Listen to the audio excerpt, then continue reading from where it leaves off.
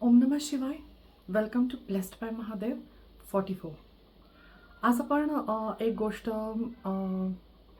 समजून घेणार आहोत, ती म्हणजे की प्रोटेक्शन हे आपल्याला घरातनं बाहेर पडल्यावरच नाही तर घरात असताना देखील घ्यायचं आहे.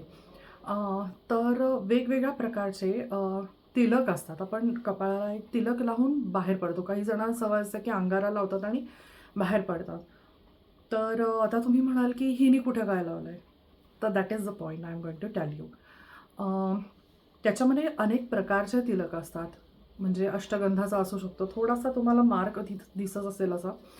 कारण आता संध्याकाळ झाली आहे, ते बऱ्यापैकी अष्टगंध निघून गेलाय. पण आता मी बाहेर पडणार आहे आणि गंगाजल आणि अभिषेकाचं पाणी हे एकत्र असलेला त्याचा तिलक माझ्या फोरहेडवरती ऑलरेडी आहे. आपल्या भगवंताचं, आपल्या इष्टदेवताचं नाव घेऊन आपल्याला तो तिलक करायचा आणि घराच्या बाहेर पडायचा आहे. ह्याच्यामध्ये निरनिराळ्या प्रकारचे तिलक असतात. आपण नॉर्मल कुंकू लावतो त्याचा असू शकतो. अनेक पुरुष बुक्का त्याचाही यूज करू शकतात. गुलाल लावतात काही जण. हळदीचा पण असतो. त्यानंतर कुंकू तर फारच नॉर्मल आहे. अष्टगंध नॉर्मल आहे. चंदनाचा तिलक असतो.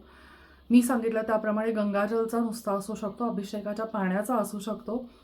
इतकंच काय तर कच्चं दूध देखील खूप मोठं कार्य करतं. आपण बाहेर जाताना, महत्त्वाच्या कामाला जाताना कच्चं दूध जे आहे ते घेऊन आपण आपल्या भगवंताचं नामस्मरण करून लावायचं आहे आणि घराच्या बाहेर पडायचं आहे. तर अशा अनेक प्रकारचे तिलक आहेत. कधीकधी ऑकेजनप्रमाणे किंवा तुम्ही जिथं चालला आहे तिकडे तुम्हाला जर का ते कम्फर्टेबल वाटत नसेल किंवा तुम्हाला दाखवायचं नसेल की तुम्ही तिलक लावलेलं आहे कुठल्याही कारणाने, तर तुम्ही हे ट्रान्सपरंट तिलक जे असतात ते सुद्धा लावू शकतात. अजून एक महत्त्वाचा तिलक म्हणजे अत्तर.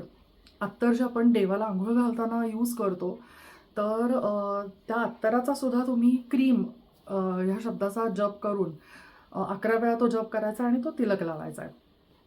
सो हे आहे तिलक लावण्याचं महत्त्वाचं कारण, की ते तुम्हाला खूप प्रोटेक्ट करतं सगळ्याच गोष्टींपासून आणि तुमचं थर्ड आय चक्रा प्रोटेक्टेड राहतं. Stay tune with us for more info like this. Blessed by Mahadev 44.